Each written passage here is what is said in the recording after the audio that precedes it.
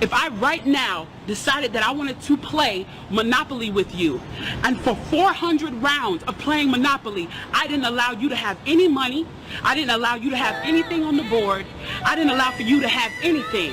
And then we played another 50 rounds of Monopoly, and everything that you gained and you earned while you were playing that round of Monopoly was taken from you. That was Tulsa, that was Rosewood. Those are places where we built black economic wealth, where we were self-sufficient, where we owned our stores, where we owned our property, and they burned them to the ground. So that's 450 years. So for 400 rounds of Monopoly, you don't get to play at all. Not only do you not get to play, you have to play on the behalf of the person that you're playing against.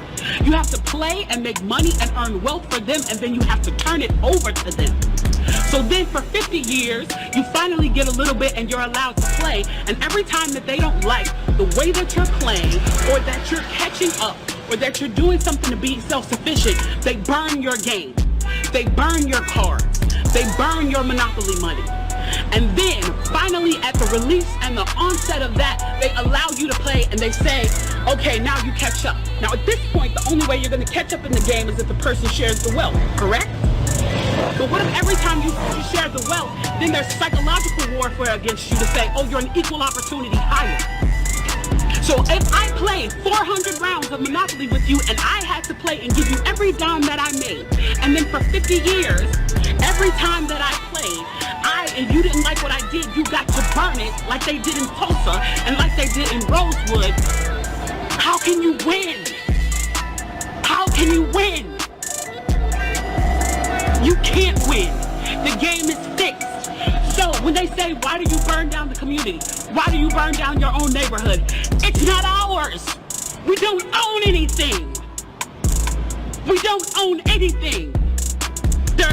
Trevor Noah said it so beautifully last night. There's a social contract that we all have. That if you steal or if I steal, then the person who is the authority comes in and they fix the situation. But the person who fixes the situation is killing us. So the social contract is broken. And if the social contract is broken, why the f do I give a shit about burning the Football Hall of Fame, about burning a Target? You broke the contract when you killed us in the streets and didn't give up. You broke the contract when for 400 years we played your game and built your wealth. You broke the contract when we built our wealth again on our own, by our bootstraps in Tulsa, and you dropped bombs on us. When we built it in Rosewood and you came in and you slaughtered us. You broke the contract, so your Target. Your Hall of Fame.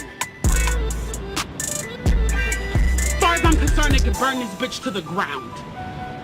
And it still wouldn't be enough. And they are lucky that what black people are looking for is equality and not revenge.